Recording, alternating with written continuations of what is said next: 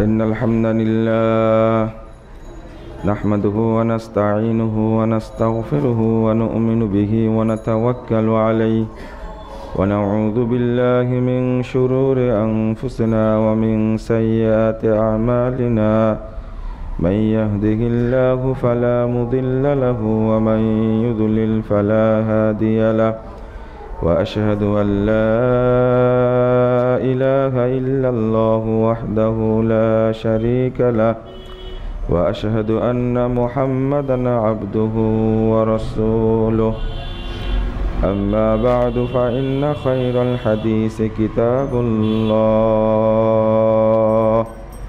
وخير الهدي هدي محمد صلى الله عليه وسلم وشر الأمور محدثاتها وكل محدثة بدعة وكل بدعة ضلالة وكل ضلالة في النار. وقد قال الله تعالى في كلامه المجيد والفرقان الحميد: أعوذ بالله من الشيطان الرجيم.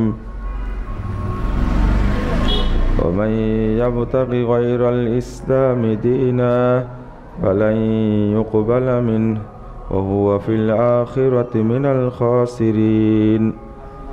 وقال تعالى: يا أيها الذين آمنوا لا تتخذوا اليهود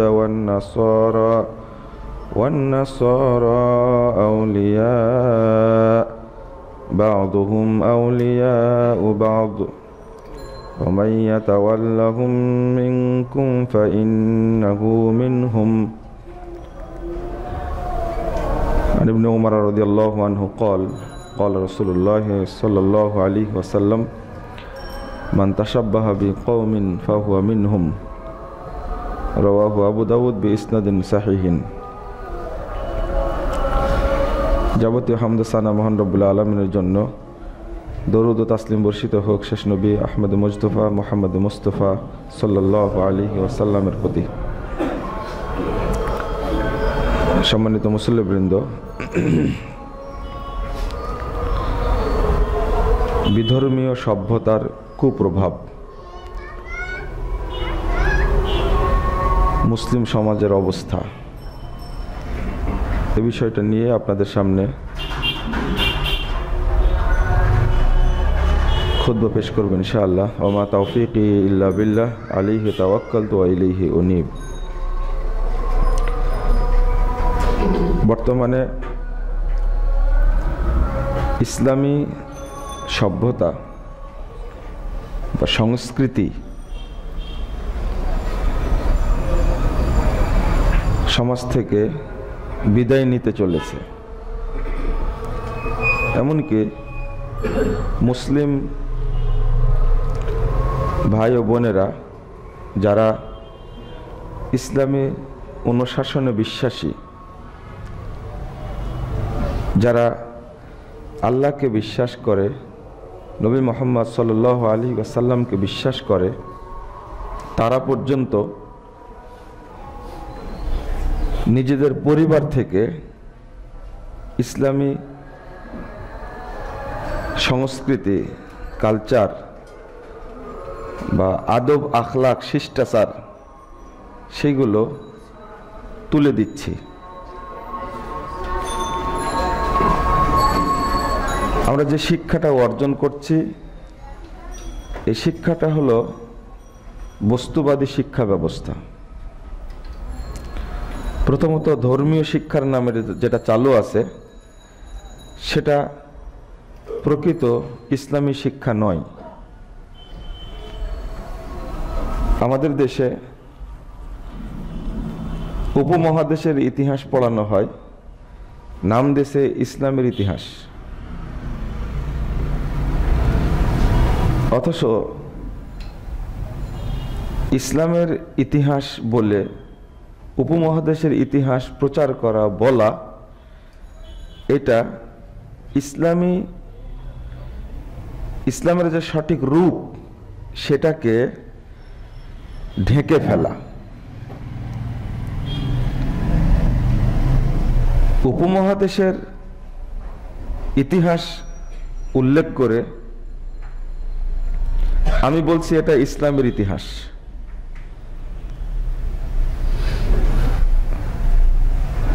উপমহাদেশে যে ইসলামটা ছিল, যারা লিখছেন এ বিষয়ে তাদের ওই জ্ঞানটুকু নাই যে পীর ফকির, কবর পূজা, মাজার পূজার ইতিহাস এটা কি ইসলামের ইতিহাস?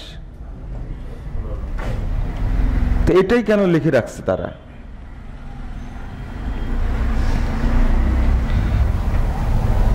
তারপরে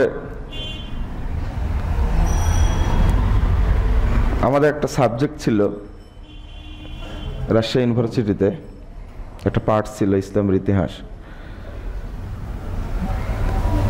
তো এই প্রশ্নটাই স্যারকে করেছিলাম, যেটা ইসলামের ইতিহাস না উপমহাদেশের ইতিহাস। আরেকটা হলো ইসলামী দর্শন পড়ানো হয়। আমি এর আরবিটা হলো আল ফালসাফাতুল ইসলামিয়া, ইসলামী দর্শন। অথচ ইসলামী দর্শন পড়ানোর নামে পড়ানো হচ্ছে যেগুলো, যাদের দর্শন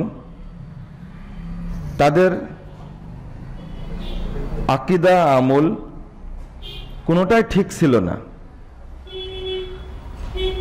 তারা যাদেরকে ইসলামী দার্শনিক বলি আমরা, তারা অধিকাংশ নিজেদেরকে আল্লাহ দাবি করেছে। আমি বললাম যে এটা আবার ইসলামী দর্শন হলে কি করে? যাদের দর্শন নিয়ে কথা বলছি, যাদের জীবনী নিয়ে আমরা আলোচনা করছি, এরা ইসলামের বহু পরে এসেছে। মুহাম্মদ সাল্লাল্লাহু আলাইহি ওয়াসাল্লামের উপর ওহী নাজিল হওয়া বন্ধ হওয়ার বহু পরে তারা এসেছে। হ্যাঁ, বিভিন্ন ক্ষেত্রে তাদের খেদমত থাকতে পারে, কিন্তু ওইটাকে ইসলামী দর্শন বলে চালিয়ে দেওয়া, মানুষ মনে করছে এটা ইসলাম। উপমহাদেশের ইতিহাস পড়ে শাহজালাল যখন আসলেন নদীর পাড়ে, সাগর যখন পাড়ি দিবেন, নৌকা নাই, তরি নাই, জায়নামাজটা পেড়ে দিলেন, জায়নামাজের উপরে দাঁড়িয়ে সাগর পার হয়ে চলে আসলেন এই পাশে, কাঁদছে আর হু হু করে মানে পড়ছে আর হু করে কাঁদছে। তার মাথাতে একটুকু চিন্তা আসেনি বায়জিদ বোস্তামের ইতিহাস পড়ে শ্রদ্ধার সাথে গিয়ে সেখানে প্রণাম করছে। তার জানাই নাই যে বায়জিদ বোস্তামি কোনোদিন বাংলাদেশে আসেইনি। একজন খুব উচ্চ শিক্ষিত মানুষের সাথে দুনিয়ার কবর যাকে বলে আর কি কথা হচ্ছিল, তা আমাকে বিচার দিচ্ছেন যে এই লোকটাকে একটু বুঝান আপনি যে প্রতি সপ্তাহে শাহজালাল মাজারে যাই। আমি বললাম যে আপনি এই কাজ করেন তো, আত্মাকে শান্তি দেওয়ার জন্য যাই। প্রথম বললাম তাহাজ্জুদ পড়েন না? তখন উনি বলছেন ও নামাজই পড়ে না। তাহাজ্জুদ তো দূরের কথা, ও নামাজই পড়ে না। নামাজ পড়েন না? তো বলছি একটু অলসতা আছে, মাঝে মাঝে পড়ি। প্রত্যেক সপ্তাহে যাই কোথায়? সিলেটে যাই, কিন্তু নামাজ পড়ে না।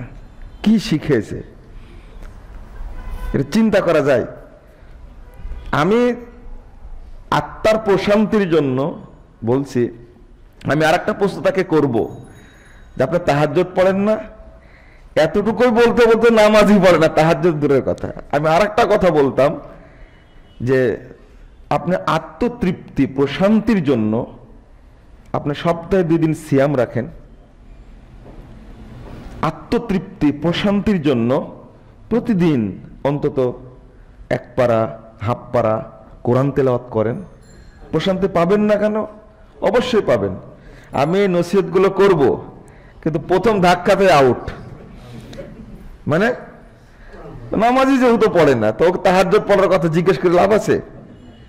কিন্তু ওকে প্রশান্তি দেয় মাজারে গেলে।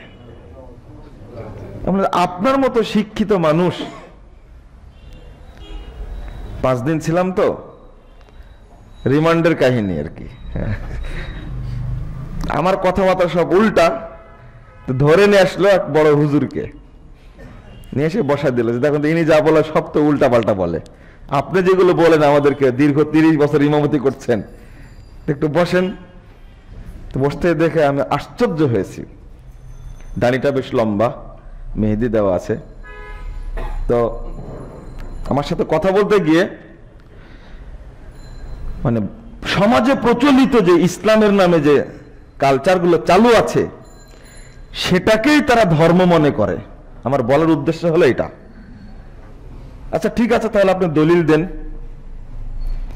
তো বলছে যে প্রসিদ্ধ কথার কোনো দলিল লাগে না। এটা চালায় দেন কি করে? আপনি যখন খুতবা দেন, বক্তব্য দেন, কিভাবে চালান?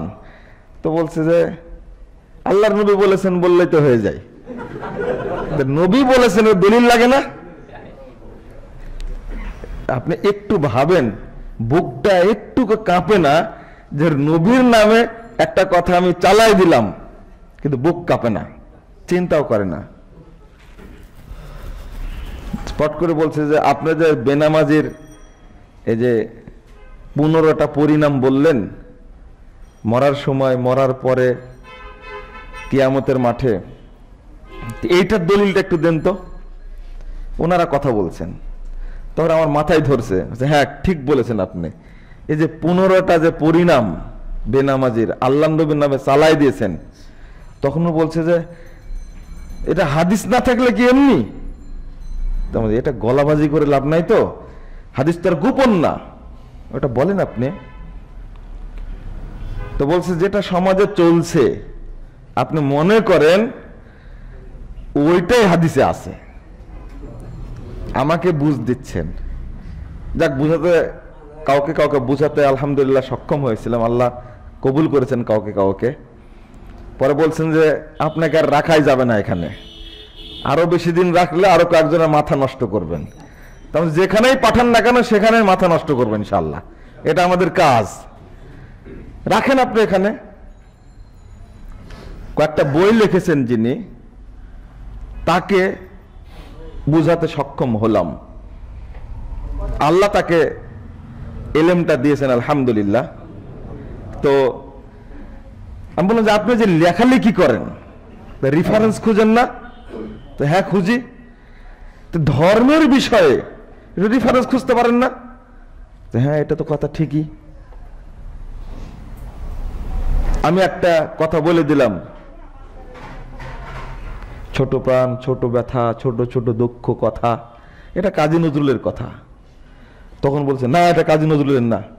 হ্যাঁ অবশ্যই কাজী নজরুলের। তো বলেন কি, এটা তো রবি ঠাকুরের কথা। তো বলছে এটা এখন প্রমাণ দরকার হলো, তাই না? এটা কাজী নজরুলের না, এটা কার? রবি ঠাকুরের। বলছে এইটা ভুল ধরতে পারলেন আমার, কিন্তু আমি জেনে আপনাকে বললাম, দেখে আপনার প্রতিবাদ করেন কিনা। তারপরে মাথায় কট করে ধরে গেল যেটা তো কাজী নজরুলের না, আপনি বলছেন কি? তো এইটা আপনি সংশোধন করে নিতে পারছেন। আর যেটা আল্লাহর নামে চালায় দেওয়া হচ্ছে, রাসূলের নামে চালায় দেওয়া হচ্ছে, আপনিও বইয়ে লিখছেন, তো একটু চিন্তা করলেন না আপনি যে রেফারেন্স আছে কিনা? শুধু এতটুকু করেছি, রবি ঠাকুরের উক্তি আমি চালাই দিছি কার নামে? কাজী নজরুলের নামে। ওইটা আপনি ধরে ফেললেন। তখন বলছে আমাদের তো ইসলামী জ্ঞান নাই, এইটাকে আল্লাহকে বুঝাতে পারবেন? মুনকার নাকির কি বুঝবে এটা? আপনার মধ্যে ঈমান আছে, সালাত পড়েন। তো বলছে তাহলে তো খুঁজতে গেলে তো অনেক কিছুরই দলিল পাওয়া যাবে না, তখন কি হবে? তো দলিল না পাওয়া গেলে এটা বাদ দেন। আমাদের শিক্ষা ব্যবস্থাটা এইরকম, এইভাবে শিক্ষা দেওয়া হয়। আল্লাহ রাব্বুল আলামিন বললেন, ইকরা বিসমি রাব্বিকাল্লাযী খালাক, আপনি পড়ুন আপনার প্রভুর নামে যিনি সৃষ্টি করেছেন। কাকে চেনার জন্য পড়তে হবে? আল্লাহকে চেনার জন্য। পড়ছি কাকে চেনার জন্য? অধিকাংশ মানুষ এই যে বস্তুবাদী যে শিক্ষা ব্যবস্থা, ধর্মীয় শিক্ষা যে দরকার প্রয়োজন, এই অনুভূতিটা উপলব্ধিটা আমাদের মাঝ থেকে উঠেই গেছে। অথচ সবকিছু জানি, আমি শুধু কোরআনটা জানি না, রাসূল সাল্লাল্লাহু আলাইহি ওয়াসাল্লামের জীবনীটা জানি না। আল্লাহ রাব্বুল আলামিন বললেন, ফাআলাম আন্নাহু লা ইলাহা ইল্লাল্লাহ, আপনি জেনে রাখুন, জানুন আল্লাহ ছাড়া প্রকৃত কোনো মাবুদ নেই। ইমাম বুখারী রাহিমাহুল্লাহ এখানে এই আয়াতটা নিয়ে এসে অধ্যায় রচনা করছেন আগেই, যে আল ইলমু ক্বাবলাল কওলি ওয়াল আমাল, কথা বলা আমল করার আগে ইলম অর্জন করা। আপনি যে কোনো কথা বলার আগে তার সম্পর্কে জানতে হবে, ইলম অর্জন করতে হবে। ক্বাবলাল কওলি ওয়াল আমাল, আগে কথা তারপরে আমল, দুইটাই চলবে না। আগে অর্জন করতে হবে কি? ইলম। তো ওই ইলমটাই নাই। রাসূল সাল্লাল্লাহু আলাইহি ওয়াসাল্লাম বলেছেন, তলাবুল ইলমি ফারিদা আলা কুল্লি মুসলিম, প্রত্যেক মুসলিমের উপরে দ্বীনি ইলম শিক্ষা করা কি? ফরজ। আলেম হওয়া ফরজ বলেননি, কথাটা খেয়াল করবেন। আলেম হওয়া ফরজ বলেননি, কি বলেছেন? ইলম শিক্ষা করা ফরজ। ফরজিয়াত যেগুলো আছে, ওয়াজিবাত যেগুলো আছে, যেগুলো মৌলিক জ্ঞান, তাওহীদ, আকীদা, ইসলামের রুকুন, ঈমানের রুকুন, অন্তত এইগুলো বিশুদ্ধ হয়ে শিখবেন আপনি। এতটুকু জ্ঞান যদি না থাকে তাহলে আল্লাহর কাছে আপনি কি জবাব দিবেন? আপনি প্রথম শিক্ষা দিয়েছেন বাচ্চাটাকে, সেটা হলো হাট্টিমা টিম টিম। এখন নতুন নতুন ছড়া বের হয়েছে, এখন আলাদা আধুনিক সব বের হয়েছে। আপনার দরকার ছিল প্রথম ছেলেটাকে শিক্ষা দেওয়া। চেষ্টা করবেন প্রথম শিক্ষাটা দেওয়ার, লা ইলাহা ইল্লাল্লাহ। দেখেন তো বলতে পারে কিনা। বাচ্চা একেবারে বাচ্চা, কথা বলা শিখছে তখন। 3 বছরের বাচ্চা যদি ইন্টারনেটে কামাই করে কত? $251 কোটি। 7 বছর বয়সে এবার এত কোটি টাকা ইনকাম করেছে। তাও আমেরিকার অভিযোগ যে ইউটিউব তার সম্পর্কে ভুল তথ্য দিচ্ছে, সঠিক তথ্য দিচ্ছে না, মানে ইনকামটা তার আরো বেশি। এটা 7 বছরের বাচ্চা ইনকাম করে ইউটিউব থেকে। আমি পত্রিকায় পড়লাম, সত্য মিথ্যা আল্লাহ ভালো জানে। সে ট্যাক্স যেটা দেয় তার থেকে, সেটা তো তার প্রতি আপত্তি, এবং বলছে ইউটিউব এর তথ্যটা গোপন করে, মানে আয়টা তার চেয়েও কি বেশি। ওর পেটে লাথি মারলে ও ধর্ম সম্পর্কে কিছুই বলতে পারবে না, কিন্তু যত রকমের আইটি সেক্টর আছে, বয়স 7 কিন্তু সবই জানে ও। এটা আমার ছেলেও আপনার ছেলেও বর্তমান প্রযুক্তিতে ফার্স্ট। আপনিও গর্বের সাথে বলেন যে আমার মোবাইলের সব অপশন ওর মুখস্থ। এটা কিন্তু আপনার গর্ব না, কিন্তু এই বড় হয়ে আপনাকে 20 মাখায় মারবে ও। আপনার উচিত ছিল তাকে কি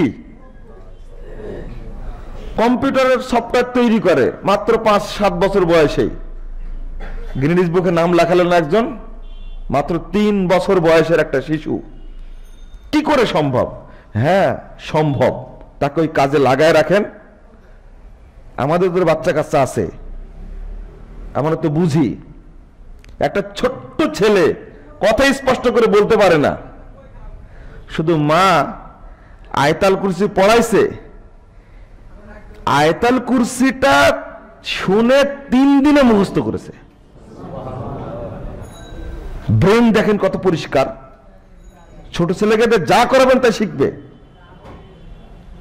আমাদের উস্তাদ বলছিলেন যে প্রথম উচিত পিতামাতার তার সন্তানটাকে অন্তত সূরা ফাতিহা শিক্ষা দেওয়া, কারণ আজীবন যতবার সালাতে সূরা ফাতিহা পাঠ করবে ততবার ওই নেকিটা তার পিতামাতার আমলনামায় যোগ হবে। ছোট ছোট সূরাগুলো আগে শিক্ষা দিন। এখন তো খুব সহজ হয়ে গেছে, মোবাইলে আপনি বারবার ওকে শিক্ষা দিতে থাকেন। ছোট একটা বাচ্চা ছেলে শুধু মোবাইলে শুনে সূরা মুলক মুখস্থ করেছে। হতবাক ছোট্ট একটা বাচ্চা সূরা রহমান ছোট মোবাইলে শুনে পুরোটাই মুখস্থ করেছে। তার বয়স মাত্র 4 বছর। 4 বছর কি 3.5 বছর? এটা কিভাবে সম্ভব? 4 বছর 5 বছরে হাফেজ হয়ে যাচ্ছে আলহামদুলিল্লাহ। আলিফ বাতাসাও শিখেনি। ইসলামিক কালচারটা সভ্যতাটা আপনি শিক্ষা দিবেন কোথায় থেকে? বড় হলে না, 10 বছর হলে তো মাস্তান টাইপের হয়ে যায়। চুলগুলো যত বড় রাখে আর যে কাটিং করে রাখে চুল দেখলেই ভয় লাগে। তো এতটুকু বাচ্চা আর ছোট একটা মেয়ে, তাকে যদি অল্প বয়স থেকে পিতামাতা ইসলামী শিক্ষাটা দিত, আচরণগুলো আখলাকগুলো শিক্ষা দিত, তাহলে 12 বছর বয়সে ও জাঙ্গিয়া পরে ঘুরতো না। নাউজুবিল্লাহ, আস্তাগফিরুল্লাহ। কত দেখবেন আসবে, মার্কেটে নিয়ে গেছে, এই রাস্তাঘাটে ঘুরে আপনারা দেখবেন বয়স 14-15 হয়ে গেছে, হাফ প্যান্ট পরা মেয়েটাকে নিয়ে ঘুরে বেড়াচ্ছে। ও বড়ই হয়নি, এ ছোটই আছে এখনো। চিন্তা, ছোট থেকেই যদি তাকে ইসলামী সংস্কৃতিটা শিক্ষা দেওয়া হতো তাহলে এরকম বেহায়ার মতো ঘুরতে পারতো। তো এখানে মূল ত্রুটিটা কার?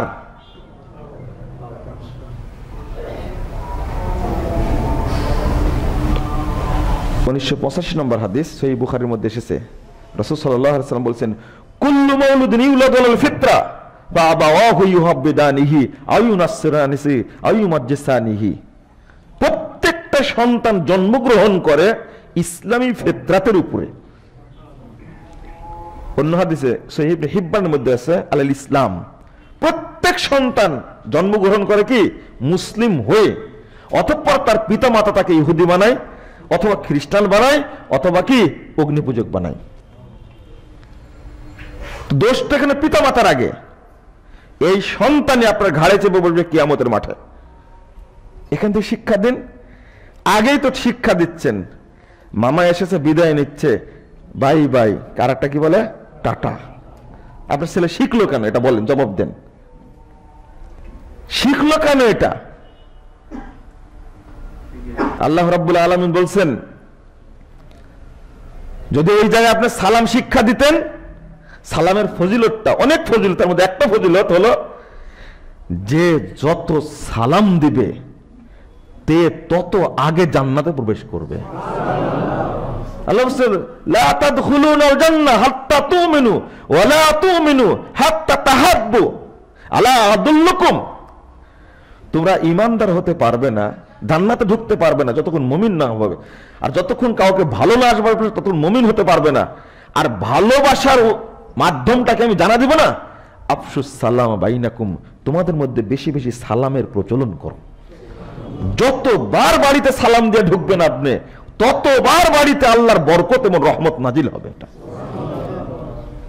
অন্তত সালামের উপরে যদি কথা বলি, শুধু সালামের উপরে, আপনি বাড়িতে ঢুকেই আপনার ছোট্ট বাচ্চা সালাম না দিয়ে তাকে বলেন আসসালামু আলাইকুম, একটু মুসাফা করেন না বাচ্চাটার সাথে। সে যদি বলা শিখে ওয়ালাইকুম আসসালাম, এর যে প্রভাবটা কি? ও মাসুম, নিষ্পাপ, ওর দোয়াটা আল্লাহ কবুল করবেনি। যদি শুধু বলে ওয়ালাইকুম আসসালাম, আপনার উপরেও আল্লাহ শান্তি বর্ষণ করুন। এটা কবুল হবে না? এই জন্য তো বাচ্চা পাপ করার আগে যদি মারা যায়, এই বাচ্চাই কাল কিয়ামতের মাঠে পিতামাতাকে জান্নাতে নিয়ে যাবে। ওই পিতামাতার উপরে জাহান্নাম ওয়াজিব হয়ে গেছে। এই যে কাপড় ধরবে আর ছাড়বে না। বাপ মাকে মাফ করো। কেন? এই অল্প বয়সে মারা গেছে, যখন তার পাপ করার কোনো বুদ্ধি হয়নি, যত নেক কাজ করেছে সবগুলো আল্লাহর কাছে কি কবুল হয়েছে। এই জন্য সে আল্লাহকে বলতে পারবেন দাবি করে। ওই বাচ্চাটাই যদি বলে ওয়ালাইকুম আসসালাম, আবু হুরায়রা রাদিয়াল্লাহু আনহু এত বড় মর্যাদাবান সাহাবী, রাস্তার ধারে দাঁড়ায় থাকতেন, ছোট বাচ্চা গেলে ধরে ফেলতেন, ধরে ফেলে বলতেন কুল আল্লাহুম্মা গফির লি আবি হুরায়রা, তুমি একটু বলো আল্লাহ আবু হুরায়রাকে মাফ করো। রাস্তার ধারে দাঁড়ায় থাকতেন, বাচ্চা গেলে ধরতো, কুল আল্লাহুম্মা গফির লি আবি হুরায়রা, বলো আল্লাহ তুমি আবু হুরায়রাকে মাফ করো। কারণ আবু হুরায়রা রাদিয়াল্লাহু আনহু জানেন এই মাসুম নিষ্পাপ বাচ্চার দোয়া আল্লাহ কবুল করবেন।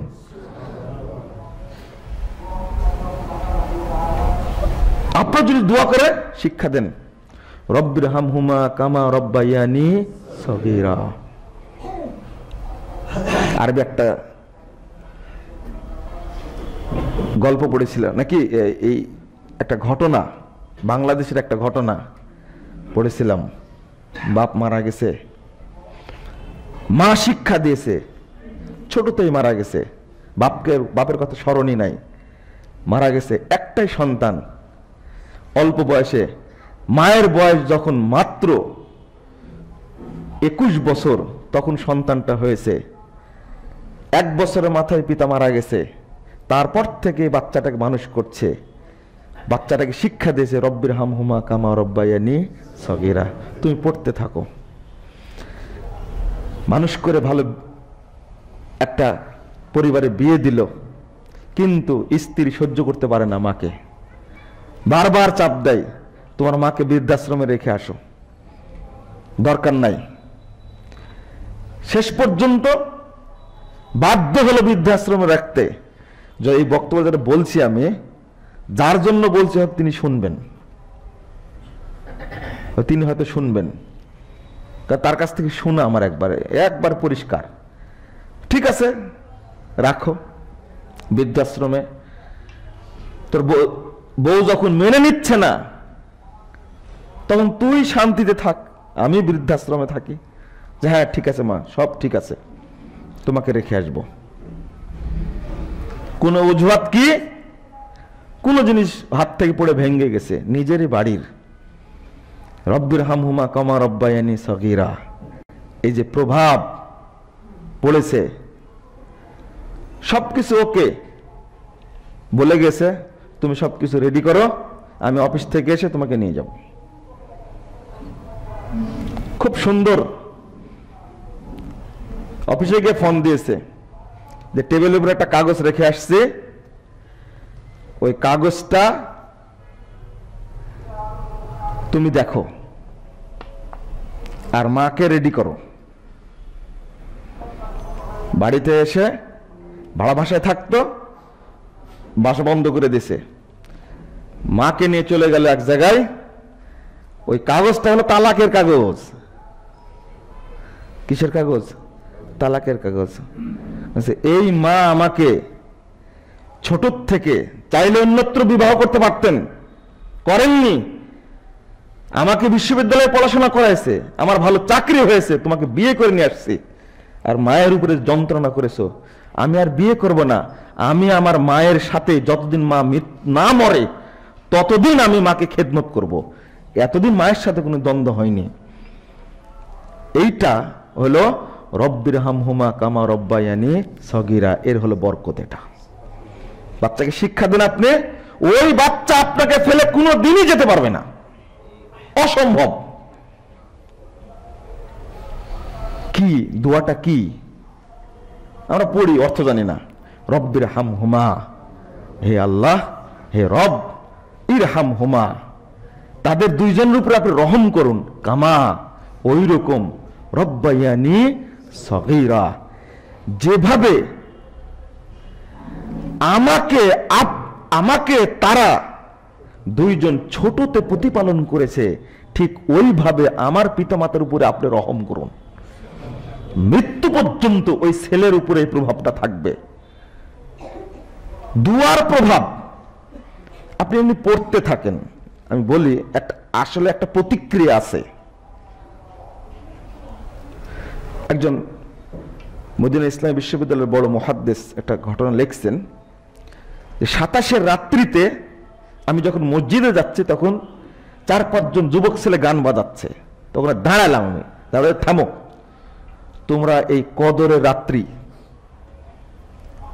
অন্যতম একটা রাত্রি 27 তারিখ, এটা গুরুত্বপূর্ণ একটা রাত্রিতে তোমরা গান বাজাচ্ছ, থামো, তোমরা আমার সাথে দোয়া পড়ো তো।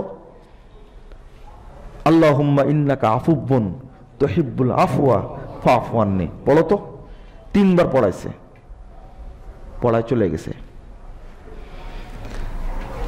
পরের বছর ওখানকার এক যুবক সুন্দর দাড়ি নিয়ে একবার জুব্বা গায়ে দিয়ে ওই শায়েকের কাছে হাজির হয়ে বলছেন যে সেই দিন যে আপনি দোয়াটা পড়িয়েছিলেন, তারপর থেকে আমার অন্তরে আল্লাহ এমন একটা বীজ বপন করে দিয়েছেন, তারপর থেকে গান বাজনাও ছেড়ে দিয়েছি, মদ গাঁজাও ছেড়ে দিয়েছি, তারপর থেকে সালাত শুরু করেছি, কিন্তু আপনাকে খুঁজে পাইনি।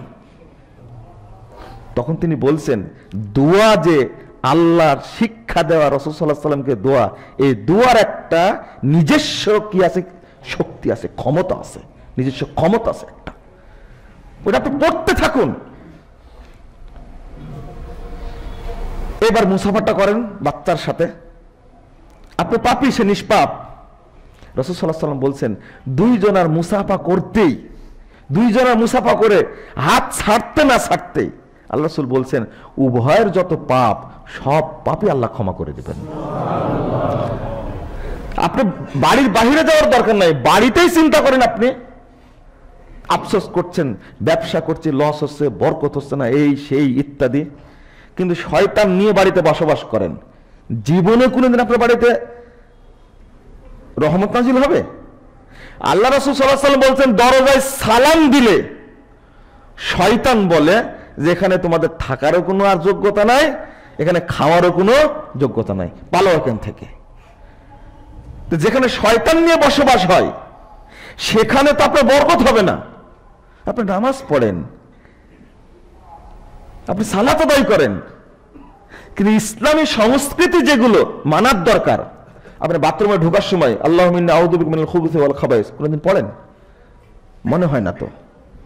দরজা যখন বন্ধ করেন তখন বিসমিল্লাহ পড়েন? পড়েন না তো। আপনার স্ত্রী পাত্রটা উদাম করে রেখে দেয়, খোলা রেখে দেয়, রাসূল সাল্লাল্লাহু আলাইহি ওয়াসাল্লাম বলছেন কিছু যদি না থাকে তাহলে একটা কাঠি রাখো, বিসমিল্লাহ বলে, তবুও শয়তান তার মধ্যে ঢুকতে পারবে না।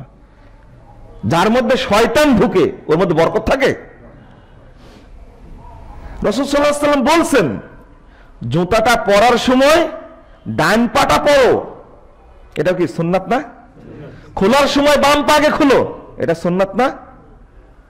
আমিও জানি না, আমার স্ত্রীও জানে না, আমার ছেলেও জানে না, আমি শিক্ষা দেওনি কোনোদিন। বাড়ি থেকে বের হওয়ার সময় পড়ো বিসমিল্লাহি তাওয়াক্কালতু আলাল্লাহি লা হাওলা ওয়ালা কুওয়াতা ইল্লা বিল্লাহ। 3টা শব্দ চার্জে, 3টা শব্দ। শয়তান বলে তখন, আল্লাহ রাসূল সাল্লাল্লাহু আলাইহি ওয়াসাল্লাম বলছেন উহদিয়াত ওয়া কুফিয়াত, তাকে আল্লাহর পক্ষ থেকে নিরাপত্তা দেওয়া হয়েছে, তাকে আল্লাহর পক্ষ থেকে যাবতীয় মুসিবত থেকে মুক্ত করা হয়েছে, তাকে উহদিয়াত, তাকে সঠিক পথ প্রদর্শন করা হয়েছে।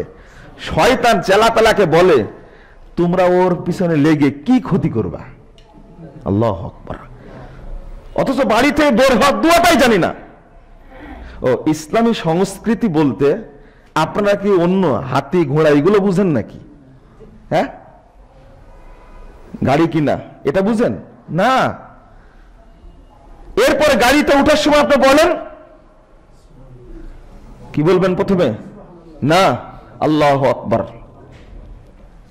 অথবা পড়েন লা ইলাহা ইল্লাল্লাহ, লা ইলাহা ইল্লাল্লাহ, লা ইলাহা ইল্লাল্লাহ। আরেকটা হাদিসে আসছে সুবহানাল্লাহ, আলহামদুলিল্লাহ, লা ইলাহা ইল্লাল্লাহ। এরপরে পড়েন সুবহানাল্লাযী সাখখারা লানা হাযা ওয়া মা কুন্না লাহু মুকরিনিন ওয়া ইন্না ইলা রাব্বিনা লামুনকালিবুন।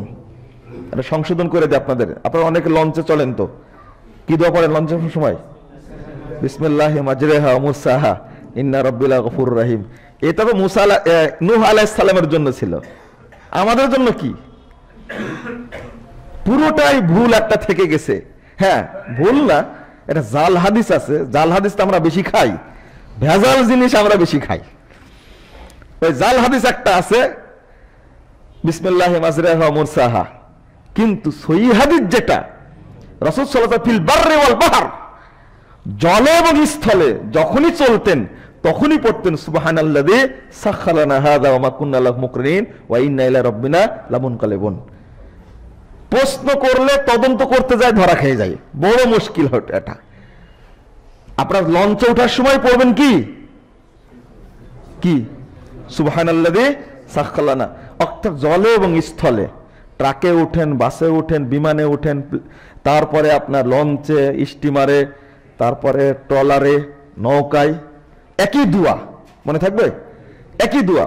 এরপর সফরে বের হয়েছেন, লম্বা একটা দোয়া, কত চমৎকার। আল্লাহুম্মা ইন্নী আসআলুকা ফি সাফারিনা হাযাল বিররা ওয়াত তাকওয়া ওয়াল আমালি মা তারদা আল্লাহুম্মা হাব্বিল আলাইনা ফি সাফারিনা হাযা ওয়াতবিলানা বুদা আল্লাহুম্মা ইন আনতা সাহিবু বিস সাফারে ওয়াল খলিফাতু ফিল আহলি ওয়াল মাল আল্লাহুম্মা ইন্নী আউযু বিকা মিন ওয়াসাই সাফারে ওয়া কাবাতিল মানজার ওয়া সুইল মুনকালিব ফিল মালি ওয়াল আহল। এত বড় দোয়া পড়তেন, আমরা পড়া তো দূরের কথা, মুখস্থই যে নাই। মুখস্থ থাকলে না পড়বো। তারপরে ছোট বাচ্চা ছেলে মাথায় আপনি হাত দেন, বারাকাল্লাহ ফিক, শুধু বলেই দেখেন আল্লাহ তোমাকে বরকত দান করুক। রাসূল সাল্লাল্লাহু আলাইহি ওয়াসাল্লাম ইবনে আব্বাসকে ডেকে নিয়ে বুকে জড়িয়ে ধরে বললেন, আল্লাহুম্মা আল্লিমুল হিকমা ওয়া ফাক্কিহু ফিদ্দীন। আপনি বাচ্চা ছেলেটাকে, ও যে আমার বাচ্চা ছেলে মানে ঘুমের ঘরে হঠাৎ করে চিৎকার দিয়ে উঠে, এই যে আপনি কথাগুলো বলছেন, চিৎকার দিয়ে উঠে, আপনি শোয়ার সময় প্রতিদিন বাচ্চাটাকে আপনি সূরা ইখলাস, ফালাক, নাস পড়ে ফুঁদেন, সূরা ফাতিহা পড়ে ফুঁদেন, আয়াতুল কুরসি পড়ে ফুঁদেন না, সুযোগই হয় না। আপনি যখন ঘুমাবেন তখন একটু আপনি 3 বার সূরা ইখলাস, 3 বার সূরা ফালাক, 3 বার সূরা নাস পড়েন। তারপরে সুবহানাল্লাহ 33 বার, আল্লাহু আকবার 34 বার, আর আলহামদুলিল্লাহ 33 বার, সুবহানাল্লাহ, আলহামদুলিল্লাহ, আল্লাহু আকবার, মোট 100 বার পড়েন। আল্লাহু আকবার 34 বার পড়ে শরীর পুরোটা ফু দিয়ে দেন, একটু ঘুমান তো দেখি। সন্ধ্যা যখন হচ্ছে তখনই বলেন বাচ্চাটাকে, আব্বু পড়ো বিসমিল্লাহিল্লাযী লা ইয়াদুররু মা ইসমি শাইইন ফিল আরদি ওয়ালা ফিস সামা ওয়া হুয়াস সামিউল বাসীর। বলেন বাচ্চাটাকে। আল্লাহ বলছেন আসমান জমিনের যত বিপদ, সমস্ত বিপদ তাকে ক্ষতি করতে পারবে না। ফজিলতটা কিতাবে থেকে গেছে। বাচ্চাটাকে বলেন, আব্বু পড়ো তো সূরা ইখলাস 3 বার পড়ো। যে ছেলেকে এইভাবে আপনি গড়ে তুলবেন, ইনশাআল্লাহ ওই ছেলে আপনার অবাধ্য হবে না। 2-1টা হতে পারে, এটা আলাদা ব্যাপার। আজকে আফসোস করে বলছেন যে 31st নাইট বাচ্চাটাকে খুঁজেই পাচ্ছেন না, কোথায় যে গেছে। এটা গর্বের সাথে বলছেন আপনি, মানে আপনার ছেলে লায়েক হয়ে যাবে, কি হয়েছে, মানে বুদ্ধিমান হয়েছে, এখন খুঁজে পাচ্ছেন না। ও যে মদ, গাঁজা, চুয়ানি এইগুলো নিয়ে যে বসে আছে, আপনি তো খেয়ালই করেননি। ও চান্স পেলে কি করে? চান্স তো আপনিই দিয়েছেন। ও যে প্রতি বছর জন্মদিনে কেক কাটেন না আপনি, মঙ্গল প্রদীপ জ্বালান, কেন জ্বালান না আপনি? কেকের চারিদিকে মঙ্গল প্রদীপ জ্বালায় আনুষ্ঠানিকতা কেক কাটেন। এটা কোথায় থেকে এসেছে? ওর মনে প্রভাব পড়েনি? এই অগ্নি পূজা ওর মনে প্রভাব পড়েনি? ওখানে ফেরেশতা থাকবে? হ্যাঁ, ওখানে কে থাকবে? শয়তান আপনার বাসা বেঁধে আছে। আপনার চেহারা খুব সুন্দর, দাড়িটা খুব লম্বা, টুপি মাথায়, মোহাম্মদপুরের মুসল্লি, কিন্তু বাচ্চার জন্মদিন পালন করেন আপনি, করেন না?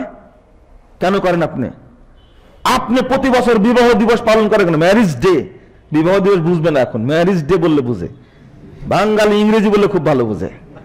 31st নাইট বিশ্ববিদ্যালয়ে যখন পড়ি তখনই ছেলেরা বলতো আরে 31st নাইট, এটা ফষ্টি নষ্টি নাইট, এটা ভাষাটা এইভাবেই বলতো। তো শিখলো কিভাবে? আপনার দিকে দেখে শিখেছে। আপনার জন্মদিবস আপনি পালন করেন, আপনার স্ত্রীর জন্মদিবস আপনি পালন করেন, আর মরে গেলেও পালন করে, বাঁচতে থাকলেও পালন করে, দুটাতে লাভ, দুটাই জাহেলিয়াত। তো আপনি আপনার উপরে শয়তানের আসার হবে না, তে রহমতের আসার হবে? ওটা বন্ধ করেন, বাড়ি থেকে এটা বের করেন। আবার জন্মদিনের খাবার যে বিরিয়ানি, কি চমৎকার, খেতে খুব মজা লাগে। বন্ধুর বাড়িতে যান, অমুকের বাড়িতে যান, অমুকের বাড়িতে যান, আবার দাওয়াত দিয়ে না গেলে খুব অসন্তুষ্টি হন। আরে শয়তানি কাজে অসন্তুষ্টি হলে আমার যায় আছে? আল্লাহ আমার প্রতি সন্তুষ্ট হোক এটা চাইবেন, না বন্ধু সন্তুষ্ট হোক সেটা চাইবেন? আল্লাহ সন্তুষ্ট হোক এটা চাইবেন। আপনি বলবেন যে এইগুলো নিয়ে ওয়াজ করার কি দরকার, একটু কোরআন হাদিস বলেন, এটা বলবেন তো? না, কোরআন হাদিস বলে লাভ হচ্ছে না তো। বুড়া হওয়ার পরেও এখন পর্যন্ত আপনি হারাম খাওয়া ছাড়েননি, কারণটা কি? আপনার ভিত পচা। এখন ওয়াজ করে লাভ হবে না তো। পচতে পচতে পচতে পচতে আপনার অন্তরের কোনো অংশ বাকি নাই। ওখানে তো এখনকার ওয়াজ ধরবে না। চৈত্র মাসের একবারে পাথরের মতো মাটি আপনার হৃদয়টা হয়ে আছে, ওখানে কুদাল দিয়ে কোপ দিলে, কুড়াল দিয়ে কোপ দিলে কুড়াল উঠতে উঠবে। ওখানে ওয়াজ তো ওই জায়গায় করা লাগবে। আপনি ছাড়ুন আগে এইগুলো। কিসের বন্ধুর পূজা করছেন আপনি? দিবস পালনের নাম নিয়ে শিরিক করছেন। জাহেলি যুগে কি করতো? আজওয়া খেজুর, সব দামি খেজুর, তাই না? ইবনে হাজার আসকালানী রাহিমাহুল্লাহ ফতুল বারীর মধ্যে উল্লেখ করে, পড়তে গিয়ে আমি হেসে ফেলেছি। খেজুর দিয়ে মূর্তি তৈরি করতো খুব সুন্দর করে, ব্যাগে করে নিয়ে মূর্তি নিয়ে হাঁটছে, হাঁটতে হাঁটতে গিয়ে ক্ষুধা পেয়ে গেছে, মূর্তি বের করে নিয়ে খেয়ে ফেলেছে। কি চমৎকার দৃশ্য! ছাতু, ছাতু বুঝেন তো? ঢাকার মানুষ ছাতু বুঝবেন না তো? ছাতু দিয়ে মূর্তি তৈরি করেছে, করে প্যাকেটের মধ্যে রেখে দিয়েছে, মূর্তি নিয়ে হাঁটছে, পূজা করে, প্রণাম করে। যখন ক্ষুধা লাগে তখন ছাতু খায় নাই। আপনি যে কেককে মনে করছেন যে বরকতময়, মঙ্গলময়, ওই কেক কেটে কেটে আবার খাচ্ছেন আপনি। যেটা মঙ্গল দিতে পারে, আপনি সারা বছর মঙ্গলময় থাকবে, কল্যাণের মধ্যে থাকবে, এই ধারণাটা কি শিরকি ধারণা না? তাহলে আপনি স্বেচ্ছায় ইচ্ছায় পূজা করছেন যেটা, সেটাই হলো শিরিক। আর এটা হলো শিরকে আকবার পর্যায়ের। পহেলা বৈশাখে কি চমৎকার দিবস পালন করছেন আপনারা, পান্তা ভাত খেয়ে। এদেশের মানুষের লজ্জার সীমা বলতে কিছুই নাই। যে দেশের মানুষ ড্রেনে খাবার খুঁজে, যে দেশের মানুষ ময়লার আবর্জনায় খাবার খুঁজে, সেদিন একজন বৃদ্ধ মানুষকে দেখে আটকে উঠেছে, হাই হয়তো ভিক্ষা করে কোথাও টাকা পায়নি। একেবারে বৃদ্ধ মানুষ ময়লার ভিতরে ওখানে গিয়ে, ডাস্টবিনে গিয়ে খুঁজে খুঁজে খাবার কিছু ফেলে দিচ্ছে আর কিছু খাচ্ছে। এটাই বাংলাদেশ। আর সেই দেশে 15,000 টাকা দিয়ে একটা ইলিশ কিনে পান্তা ভাত খাওয়ার জন্য অপেক্ষা করে। এটাই দেশ, এটাই মানবতা। আরে মুসলমান না নাই বললাম, তুমি তো মানুষ, তো মানুষও না। কি হয়ে গেছে মানুষ? গরু ছাগল পশুর মতো হয়ে গেছে। আর গরুরও একটা কিন্তু ইয়ে আছে, কি আছে? মমত্ববোধ আছে। মমত্ববোধ নাই? নাহলে বাচ্চাকে দুধ দেয় কি করে? ছাগল বাচ্চাকে দুধ দেয় কি করে? কুকুর বাচ্চাকে দুধ দেয় কি করে? মমত্ববোধ না থাকলে। এই জন্য আল্লাহ বলেছেন বালহুম আজাল, এই সমস্ত চতুষ্পদ জন্তুর চেয়েও খারাপ। এটা আমার ভাষা? কার ভাষা এটা? আল্লাহর ভাষা। আমরা পশুত্বের পর্যায়ে চলে গেছি। ওই টাকাটা যদি ব্যয় করতাম, আজকে রাত্রিতে গোটা বাংলাদেশের যত কোটি টাকা খরচ হয়েছে, 1 বছরের টাকা যদি দরিদ্রদের দেওয়া হতো, তাহলে বাংলাদেশে 2 বছর পর 3 বছর পরে কোনো গৃহহীন, আস্তাহীন, বস্ত্রহীন কোন মানুষ পাওয়া যাবে না। কেন খরচ করলেন এত? বরাদ্দ, এত কোটি টাকা এদের জন্য বরাদ্দ, নষ্টমী ছড়ায় শেষ করছে। মুহাম্মদুর রাসূলুল্লাহ সাল্লাল্লাহু আলাইহি ওয়াসাল্লাম বলছেন, মান তাশাব্বাহা বিকওমিন ফাহুয়া মিনহুম, যে যে জাতির অনুকরণ করবে সে সে জাতির অন্তর্ভুক্ত হয়ে যাবে। আপনি হিন্দুয়ানি সংস্কৃতি অনুসরণ করবেন, আপনি হিন্দু হয়ে যাবেন। আল্লাহ বলছেন 51 নম্বর আয়াত, আগে যে হাদিসটা বললাম 4031 নম্বর হাদিস, আর আয়াতটা সূরা মায়েদা 51 নম্বর আয়াত খুলুন। আল্লাহ বলছেন, লা তাত্তাখিযুল ইয়াহুদা ওয়ান নাসারা আউলিয়া, ইহুদি খ্রিস্টানদের তোমরা বন্ধু হিসেবে গ্রহণ করো না। বা'দুহুম আউলিয়াউ বা'দ, তারা একে অপরের বন্ধু। ইহুদি খ্রিস্টানরা মুসলিমদের ধ্বংসের জন্য সবৈক্যবদ্ধ। আল্লাহ বলছেন তারপরে কি, ওমাইয়া তাওয়াল্লাহু মিনকুম ফাইন্নাহু মিনহুম, তোমাদের পক্ষ থেকে যে তাদের অনুসরণ করবে সে তাদেরই অন্তর্ভুক্ত হয়ে যাবে। এটা আল্লাহর কালাম। আমি অত ইহুদি খ্রিস্টান হয়ে যাচ্ছি, আমি অত বিধর্মী হয়ে যাচ্ছি, আমি বুঝতেই পারছি না কিভাবে বিধর্মী হয়ে যাচ্ছে, আমি তো ভাবতেই পারছি না। তো আমার দরকার ইসলাম যেটা বলেছে, ইসলামী সংস্কৃতি যেটা, আপনি সেইটা গ্রহণ করেন। অপসংস্কৃতি আপনার বাড়িতে আশ্রয় পেল কি করে? আপনি আবার দাবি করছেন আমি একজন পাক্কা মুসলিম, আমি নামাজ পড়ি, মসজিদে যেহেতু ঢুকেছে পীরের ছবি দিয়ে নামাজ চলছে, তো বাড়িতে আমার ছবি থাকলে সমস্যা কি? যুক্তি দেখছেন? যুক্তি যে পীর সাহেবের ছবি যদি মসজিদে রেখে সালাত চলে, তাহলে আমার নিজের ছবি বাড়িতে নিজে সালাত পড়লে সমস্যাটা কি? আগে বুদ্ধির চ্যাপ্টারটা, শিক্ষার চ্যাপ্টারটা ঠিক করুন। যারা আজকে আমরা দাওয়াতি কাজ করছি, দুর্নাম আমাদেরই হচ্ছে। মানে টুপি মাথায় দিয়ে দাওয়াত দিই, মাদ্রাসায় পড়াশোনা করেছি, এটা আমাদের বড় অপরাধ। কিন্তু আমি বলি, যারা টুপি মাথায় দিয়ে দুর্নীতি করে, যারা টুপি মাথায় দিয়ে ভিক্ষা করে রাস্তায় রাস্তায়, তারা কারা? যারা আলেমদেরকে গালি দেয় তাদেরই ভাই। কারণ বড় ভালো যে ছেলেটা, ওই ছেলেটাকে ইঞ্জিনিয়ার বানাইছে, আর একটা ভালো ছিল ওকে ডাক্তার বানাইছে। আর বদের হাড্ডি, শয়তানের ইবলিসের হাড্ডি যেটা বদ, ওইটা মাদ্রাসায় পাঠাইছে। মাদ্রাসা 3 দিন পড়ে ভিক্ষা করা শুরু করেছে। ইসলামের বদনাম কি আলেমরা করছে না তারাই করছে? আলেমরা করছে, এটা ভিক্ষা করছে কে? তারাই। এই 3 নম্বর সন্তানটা তুমি দিলে কেন? পাগল, অথর্ব, তাকে দিলে কেন মাদ্রাসায়? যে ছেলেকে ইঞ্জিনিয়ার বানাইছো তুমি, তাকে তুমি আগে মাদ্রাসা শিক্ষিত করো। যাকে ডাক্তার বানাইছো, ডাক্তার না তো, ও ডাকাত হয়েছে। ইঞ্জিনিয়ার না তো জানোয়ার হয়েছে। যত রকমের দুর্নীতি রোড সেক্টরে হচ্ছে, সবগুলো দুর্নীতির আখড়া হলো ইঞ্জিনিয়ার গুলো। যত ডাক্তার আছে অধিকাংশই, আমি সব ডাক্তারকে বলছি না, এর মধ্যে অনেকগুলো ভালো ডাক্তার আছে, ভালো ইঞ্জিনিয়ার আছে। তারা দেশের সম্পদ, জাতির সম্পদ, মানুষের সম্পদ। তারা এক টাকা চুরি করে না, তাদেরকে আমরা চিনি অনেককেই। বরং তারা দায়ী। ওই সমস্ত সৎ ব্যক্তি না থাকলে বাংলাদেশ থাকতো না, ডুবে যেত, একবার ধ্বংস হয়ে যেত। আমি সবাইকে বলছি না। আশ্চর্য, টুপি মাথাতে ভিক্ষা করছে তোমারই সন্তান। যে বাপ টার্গেট করেছে আমার ভালো সন্তানগুলোকে মাদ্রাসায় পড়াবো, এই বাপও ভিক্ষা করে না, তার ছেলেও ভিক্ষা করে না।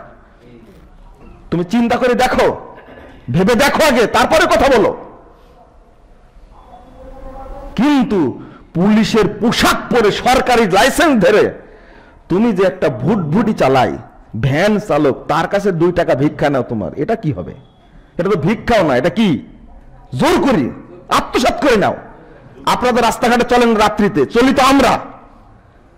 ইসলামী শিক্ষা না থাকার কারণে আর একটা পাশ্চাত্যের নোংরা একটা মন্তব্য থাকার কারণে এই সমস্ত লোকরা মনে করে যে আমরা দুর্নীতি করি, চুরি করি, ডাকাতি করি, এইগুলো সম্পর্কে আল্লাহ আমাদের প্রশ্ন করবেন না। কি ফতোয়া? Religion should not be allowed come into politics, it is merely matter between man and God. এটা হলো সেকুলারিজম, পাশ্চাত্য মতবাদের বক্তব্য।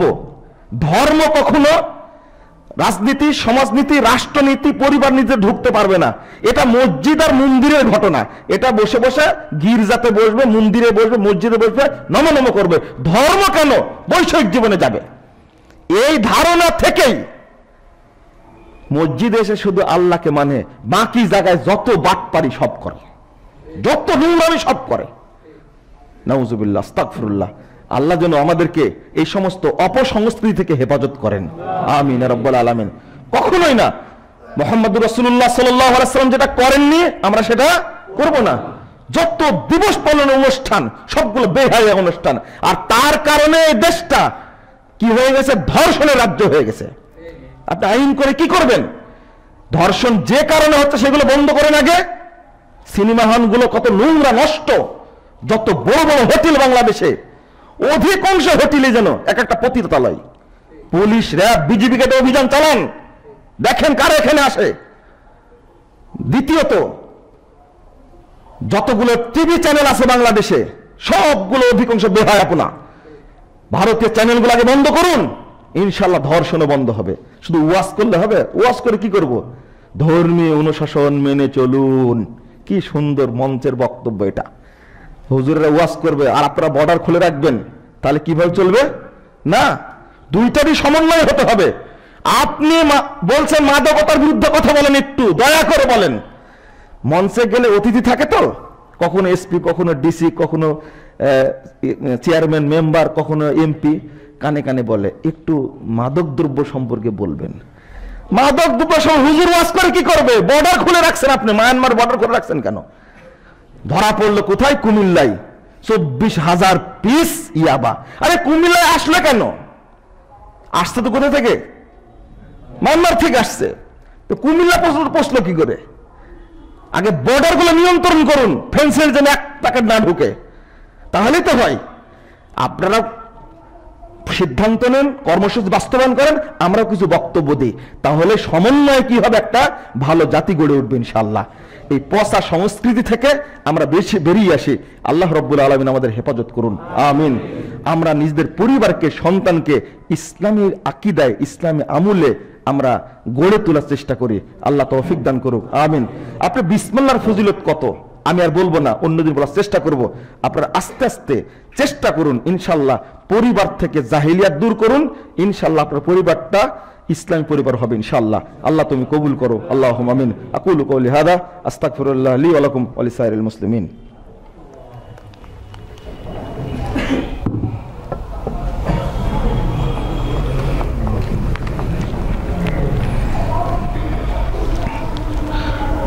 আলহামদুলিল্লাহি ওয়াহদা والصلاة والسلام على من لا نبي بعده اللهم صل على محمد وعلى آل محمد كما صليت على إبراهيم وعلى آل إبراهيم إنك حميد مجيد اللهم بارك على محمد وعلى آل محمد كما باركت على إبراهيم وعلى آل إبراهيم إنك حميد مجيد ربنا آتنا في الدنيا حسنة وفي الآخرة حسنة وقنا عذاب النار ربنا فاغفر لنا ذنوبنا وكفر عنا سيئاتنا وتوفنا مع الأبرار اللهم أعز الإسلام والمسلمين اللهم أعز الإسلام والمسلمين اللهم أعز الإسلام والمسلمين وانصر عساكر الموحدين اللهم انصر من نصر دين محمد صلى الله عليه وسلم وجعلنا منهم واخذل من خذل دين محمد صلى الله عليه وسلم ولا تجعلنا منهم اللهم اغفر لنا وللمؤمنين والمؤمنات والمسلمين والمسلمات والأحياء والأموات اللهم اغفر لنا وللمؤمنين والمؤمنات والمسلمين والمسلمات والأحياء والأموات ربنا آتنا في الدنيا حسنة وفي الآخرة حسنة وقنا عذاب النار